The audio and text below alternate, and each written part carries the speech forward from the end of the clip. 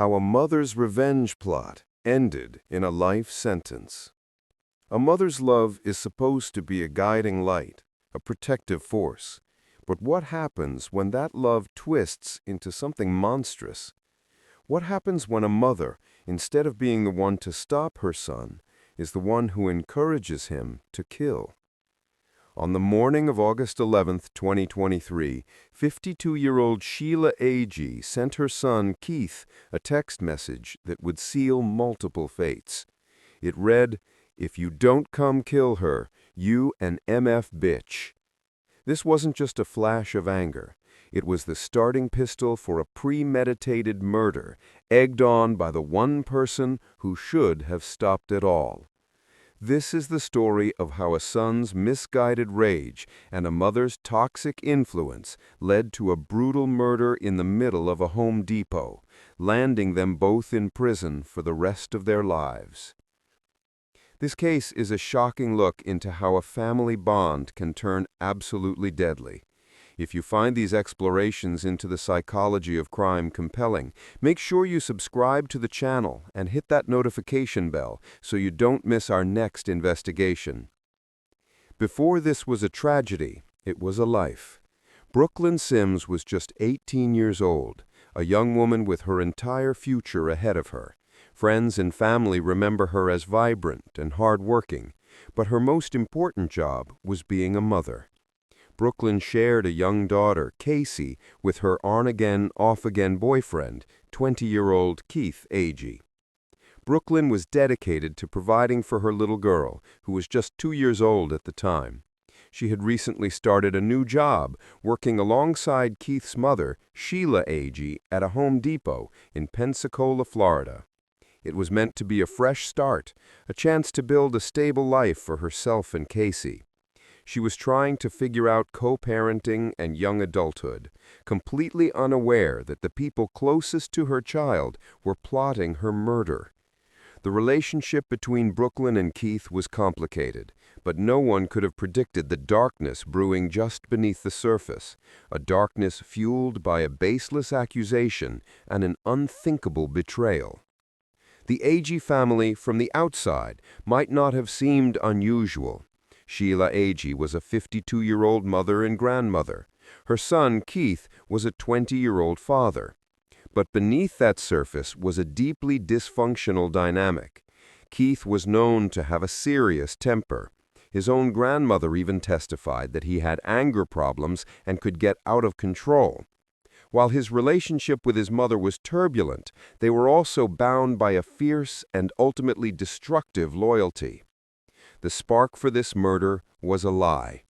In the weeks leading up to August 2023, Keith Agee became convinced he had contracted an STD from Brooklyn. He was, as he put it, angry, hurt, and felt betrayed. This belief lit a fire in him, and his mother, Sheila, didn't just fan the flames, she poured gasoline on them. Investigators would later find a horrifying string of text messages between mother and son. Instead of calming her son or defending the mother of her grandchild, Sheila taunted him, challenged his manhood, and pushed him toward the unthinkable. As Keith's anger grew, Sheila's messages became more and more chilling. She wasn't just encouraging the violence, she was helping to plan it. She sent Keith a map of the Home Depot where she and Brooklyn worked. She told him to do it at their workplace so his own child wouldn't have to be there to see it. The motive was revenge, but prosecutors would later confirm that Brooklyn Sims did not have an STD.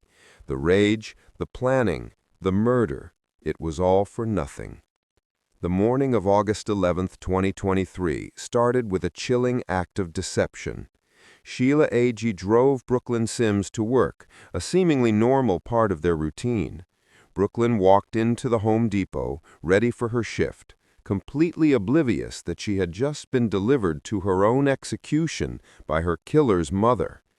Inside the store, the plan that was set in motion over text messages became a horrifying reality.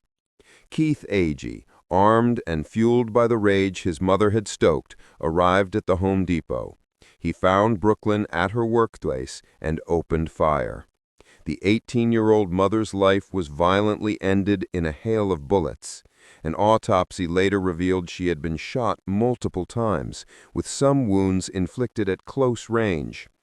Keith didn't flee. He called 911 to turn himself in and was arrested shortly after, the triggerman in a plot his own mother had co-authored. And Sheila Agee, she was there. She was at the scene and did nothing to stop her son. She had driven the victim to the location, coordinated with the killer, and taunted him into action. Now she stood by as the consequences of their shared venom played out in the aisles of a hardware store. That bond between a mother and son had been turned into a weapon, leaving a young woman dead and a child without a mother. For investigators, the case came together with shocking speed. With Keith Agee arrested, the who was never a mystery. The why seemed to be his claim about an STD. But the real key to the investigation was figuring out the how. How did this spiral into a premeditated murder? The answer was on Sheila and Keith's phones. The text messages were the smoking gun.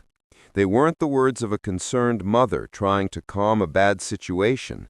They were the words of an accomplice. Messages like, "You don't come kill her, you an MF bitch," and "Don't shoot at my MF car," showed Sheila's active role in the plot. She wasn't just aware of what her son was planning, she was a participant, giving him that final poisonous push. The evidence was so clear that Sheila was arrested and charged not as an accessory, but as a principal to first-degree premeditated murder. Under Florida law, that charge meant that even though she never pulled the trigger, her encouragement and help made her just as guilty as the person who did. She had set the stage for Brooklyn's death. The texts were a digital record of a mother's betrayal, and they were every bit as cold and calculated as the murder itself. Keith Agee's trial was swift. He took the stand in December 2023 and confessed to the murder, stating plainly that he intended to kill Brooklyn over the STD he believed she gave him. The jury convicted him of first-degree murder, and he was sentenced to life in prison without the possibility of parole. Sheila Agee's case was more complicated. Her first trial in November 2024 ended in a mistrial. The proceedings were derailed after some jurors reported feeling physically unsafe during deliberations, and one juror was even caught doing a crossword puzzle during the testimony. But justice wasn't denied for long. In August 2025, Sheila faced a new jury. Over 3 days, prosecutors laid out their case, with the damning text messages at the center of it all. Keith Agee, already serving his life sentence, was brought in to testify at his mother's trial. In a stunning last-ditch effort to save her, he told the court that his mother never wanted him to hurt Brooklyn. But the jury didn't buy it.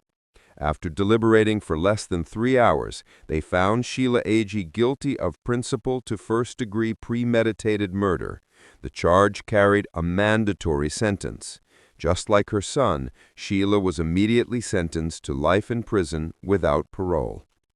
In the courtroom, after the verdict was read, 2 women spoke. One was Sheila Agee.